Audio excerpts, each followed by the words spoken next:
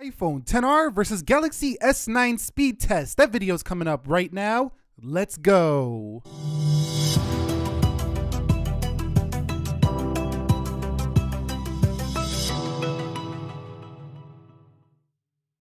So what is up, guys? Nick here, helping you to master your technology, and welcome to the iPhone XR versus the Galaxy S9 speed test. Let's begin with a boot up test in 3, 2, 1. Now, this phone right here, the Galaxy S9, has a Snapdragon 845, 4 gigabytes of RAM, and a 5.8-inch OLED screen. Over here, or Super AMOLED screen, for those of you who are going to correct me. Over here, LCD Liquid Retina display here. This has an A12 Bionic 7nm chipset combined with 3 gigabytes of RAM. This runs Android 8 Oreo, and this over here runs the iOS 12. Now, the Galaxy S9 is actually on sale for Black Friday. It's coming in at $519.99, so that's cheaper than a OnePlus for a Galaxy device over here, and significantly less than the iPhone XR. Now, the XR is also on sale with rebates and gift cards and stuff like that, but there's no upfront sale like where it's just going to be $250 off the top. So the Galaxy S9 right now represents a better deal in stores for this Black Friday. Looks like the iPhone XR did boot up first, though, over the Galaxy S9. Okay, so over here for the iPhone XR, we have Face ID. So you simply just look at the phone, and it will unlock. 3, 2, 1. And there it goes. So pretty fast. And it's even more responsive, I find, than last year's iPhone X when it comes to Face ID. Now, with the Galaxy S9, you still have the famed fingerprint scanner here. You also have Intelligent Scan, which combines the iris and the less secure facial recognition on here to get in the device. So fingerprint is pretty fast here for the S9, and it's in the right location this time, like versus the S8, which was up here in an awkward location. Also, if you just look at the phone, it will recognize you. It's not always as fast as the XR, but at least you don't have to do a swipe to get in. So 3, 2, 1. And there it goes. So it's not bad at all. But if you do want more of a secure authentication, I would recommend you just use the iris scanner alone. But overall, there's multiple ways to get into the Galaxy S9, and there's Face ID, which authenticates with more apps than the one over here on the Galaxy device. Okay, guys, so we've arrived at the application speed test portion. You can see everything closed out on the XR, everything closed out on the Galaxy S9. Let's go ahead and go with calculator. And you can see it looks like the S9 was a little snappier. Let's go into clock. Looks like the iPhone XR there. What about settings? That one was to the XR. Let's go into Twitter. And you can see Twitter is first on the right, coming over here, then on the left with the XR. Let's go into Snapchat. Snapchat is first. That was pretty close. I couldn't even see that one. Let me know down below. What about Instagram? 3, 2, 1. Let's see which one opens Instagram first. Can the XR catch up? And whoever shows that picture first, it looks like it was the Galaxy S9. So the XR a little bit slower here to load up Instagram. But once you're in the application, again, it's the classic fast scrolling for the Galaxy S9. And it's just a little smoother here for the iPhone XR. So if you like that smooth feel, you'll love the XR. But if you like a faster, more snappy kind of app opening time, you might like the Galaxy S9 a little bit more, especially if you put the animations down. Let's go into WhatsApp. WhatsApp is first on the right easily over the XR. What about YouTube? And YouTube first on, looks like the right side. Let's go into trending.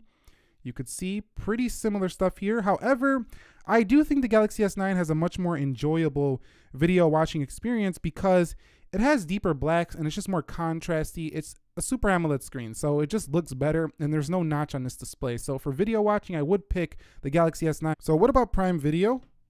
You can see first here on the right slightly. Let's go ahead and click Kung Fu Panda, and you can see pretty close there. So navigating applications is going to be a pretty similar use case on both of these. Amazon, but keep in mind, you're going to pay $200 less for a Galaxy S9. Let's go ahead and open up this deal of the day, and you can see about the same there. I think the S9 a little bit ahead. Let's go into eBay. 3, 2, 1. And let's see which one gets there first. Looks like the Galaxy S9 was ahead. Click Black Friday deals and iPhone XR. So they flip-flop in terms of speed of opening up things. Sometimes the XR is faster, sometimes the Galaxy S9. But in gaming, Slither, you can see just a lot choppier there to open on the S9. Gaming is where the GPU on the iPhone XR is just so much faster than that on the Galaxy S9. So if you like gaming on your phone, you definitely want the XR. There's also better titles in the App Store for gaming than on the Play Store. Okay, so let's head into Jetpack Joyride. 3, 2, 1. and see which one gets there first. Looks like the 10R says, sit down, Galaxy S9. I'll meet you at the finish line. The Galaxy S9 way behind there, opening up just jetpack joyride. So let's go into Dead Trigger 2, 3, 2, 1, and see what happens here. So Dead Trigger 2 with a massive win on the iPhone XR. Let's hit play and see which one could get into the game first. And you could see the XR is just so much faster when it comes to gaming. So if you want speed when it comes to gaming performance, it's also smoother when it comes to the graphics as well. And more applications, like I say, are arriving to the App Store first. So gaming still wins, I think, overall on the iPhone XR versus the Galaxy device. But not everybody wants to game on these small screens, so it is definitely going to be for specific people only. Let's go into Antutu benchmark, and you could see pretty similar there. However, I'm going to have to give that win easily to the iPhone XR. What about speedtest.net? And there was no comparison, the XR there. Let's go into Video Shop. You can see Video Shop to the XR. So I think where the performance actually mattered, the iPhone XR is the more powerful phone, because where you're really going to use it is in gaming, for example. In everyday applications, though, the Galaxy S9 is super snappy, and for most people, that should be enough if you're not a gamer. But if you're a gamer or you're doing a little bit more heavy stuff on your phone, the XR is going to be the way to go here when it comes to performance. All right, guys, let's quickly run through some multitasking to see if we get any reloads on either. So the XR looking good so far. Pauses Dead Trigger as it should, and paused on the jetpack joyride. Slither ready to go. Pretty good RAM management so far. Slight reload there on eBay and Prime Video. YouTube. What about WhatsApp? WhatsApp's good. Instagram, that's good to go. Snapchat, Twitter, settings, clock, and calculator. So pretty good overall performance there when going back through the applications. Can the S9 with more RAM hold more applications in the background, or at least do a little bit better? You can see Video Shop ready to go. Speed Test ready to go. Antutu ready to go. Jetpack or Dead Trigger 2 did the same thing. It just paused like it did over there on the iPhone. Let's go into Slither. Nothing so far. So looking good here for the Galaxy S9. It refreshed on eBay just like it did for the XR. So far it's pretty equal. You could see Amazon the same.